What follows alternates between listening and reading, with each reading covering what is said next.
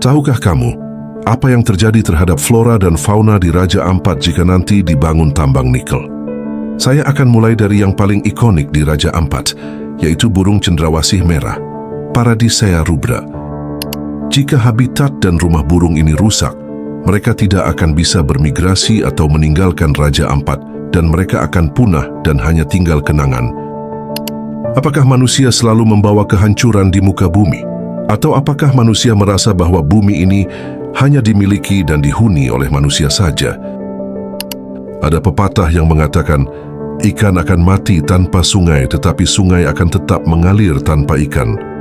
Pepatah itu adalah peringatan halus bahwa penting bagi manusia untuk menjaga alam, karena kitalah yang membutuhkan alam, bukan sebaliknya.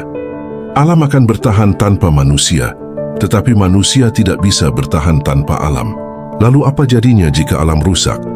Tidak akan ada pohon yang tumbuh karena air sudah tercemar, dan hewan akan punah disusul dengan kepunahan umat manusia. Tuhan menciptakan banyak makhluk untuk hidup berdampingan, dan kita satu-satunya makhluk yang diciptakan dengan akal yang bisa berpikir, berarti menjaga makhluk lain dari kepunahan adalah tugas kita.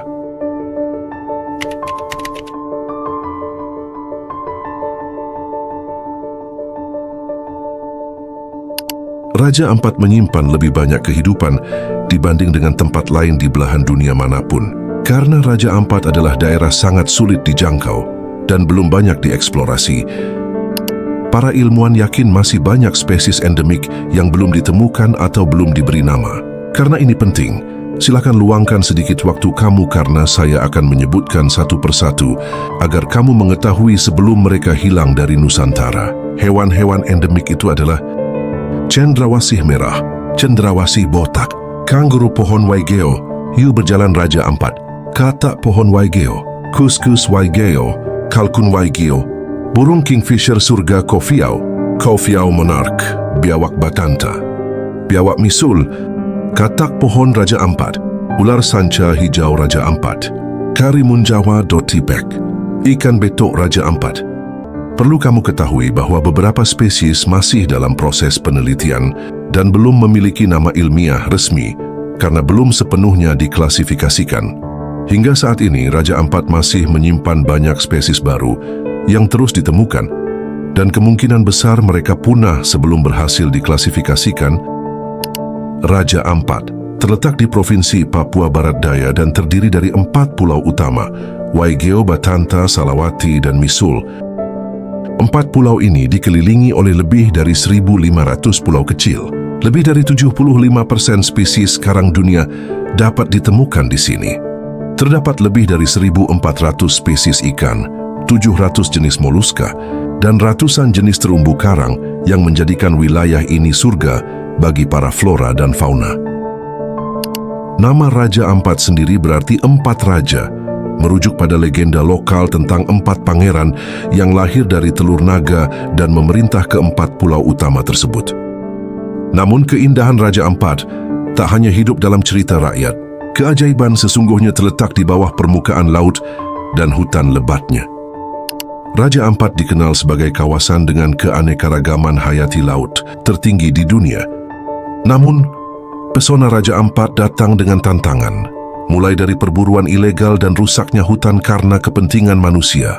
Hewan-hewan endemik Raja Ampat adalah bukti bahwa masih ada sudut bumi yang mempertahankan keaslian dan keajaiban alam.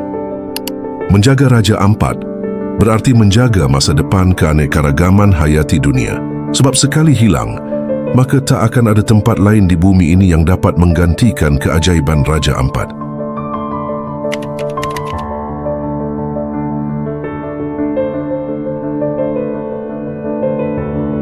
Indonesia kini menjadi pemain utama dalam industri nikel global, bahan utama dalam baterai kendaraan listrik.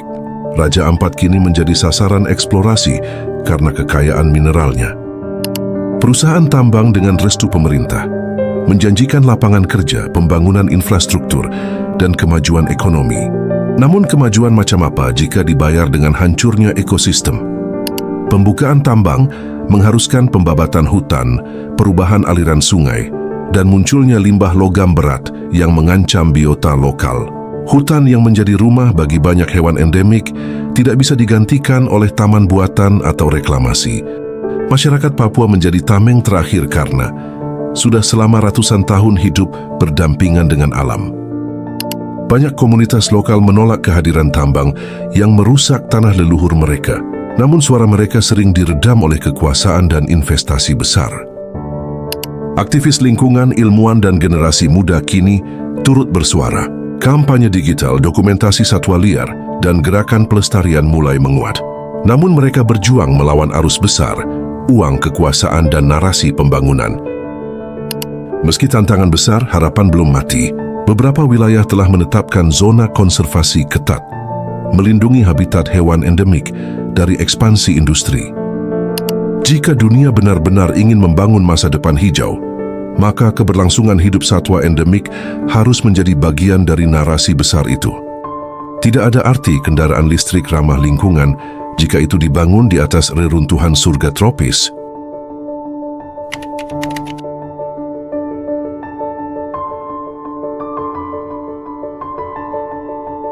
Suatu hari nanti, anak cucu kita mungkin bertanya, kemanakah perginya hewan-hewan di Raja Ampat?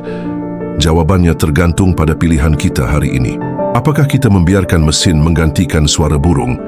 Ataukah kita memilih menjaga simfoni alam yang tak tergantikan? Hewan tidak bisa bersuara di parlemen, tidak bisa menulis di surat kabar, atau bernegosiasi dengan investor. Tapi melalui tarian dan nyanyiannya di pagi hari, ia memohon satu hal, biarkan kami tetap hidup di tanah ini, karena jika kami hilang, bagian dari jiwa bumi pun ikut mati. Mereka sedang gelisah karena habitat mereka mulai berubah. Nilai hidup mereka kini ditimbang dengan hitungan ton nikel dan prospek ekonomi global. Hewan memang tidak bisa menuntut keadilan dan tidak memiliki panggung politik. Namun keberadaan mereka adalah cermin keseimbangan alam yang rapuh. Setiap pohon yang tumbang, setiap tanah yang dikupas, adalah pukulan kecil yang perlahan meruntuhkan rumah mereka. Dan pada akhirnya, rumah kita semua. Di tengah derasnya arus pembangunan, perjuangan hewan-hewan endemik ini nyaris tak terlihat. Tapi bukan berarti tak ada harapan. Selama masih ada mata yang peduli, suara yang menyuarakan, dan hati yang ingin menjaga, perjuangan mereka belum usai. Raja Ampat adalah cerita tentang kehidupan yang bertahan di tengah ancaman, tentang makhluk-makhluk yang berjuang dalam diam, dan tentang pilihan manusia. Apakah kita akan menjadi penjaga atau perusak dari keajaiban terakhir bumi ini? Perjuangan hewan-hewan itu adalah pengingat bahwa kemajuan manusia tidak harus dibayar dengan kehancuran alam.